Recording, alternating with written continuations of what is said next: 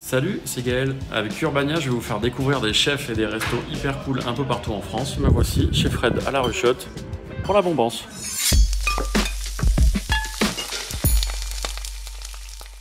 Comment ça a commencé La Ruchotte? C'était il y a 20 ans. J'en avais un petit peu assez de tout le système de la restauration à l'époque.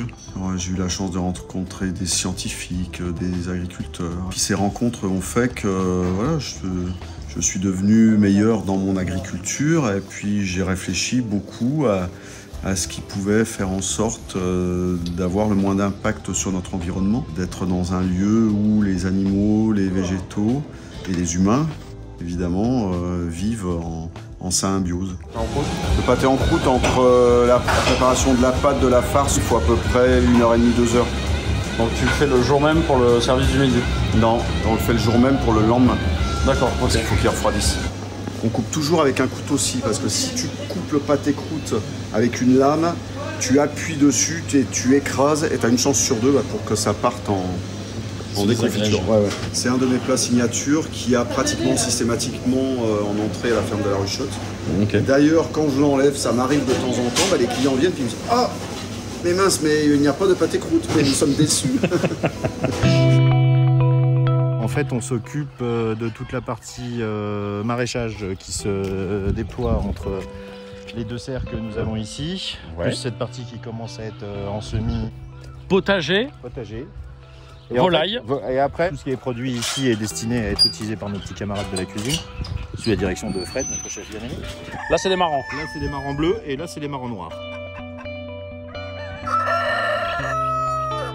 Gang. Ce qu'il y a dans ton panier là, ça représente quoi? C'est quotidien? Non, là on est sur une moitié de journée. Parce que ça c'est une première ramasse faite à 13h. Welcome to Jurassic Park. Ce mesclin, du coup, il a pas une grande route pour aller jusqu'à l'assiette. Regarde là. Il est encore bon? Oui. Pas mal. Faire du locavore, c'est un état d'esprit, c'est aussi ne plus travailler de produits de la mer et la volonté que le client qui vient ici va manger des produits sains. Je pense qu'il faut aller au-delà de l'argument de vente et le faire vraiment parce qu'on est en accord avec ses idées et puis dans la volonté vraiment de faire quelque chose d'éthique.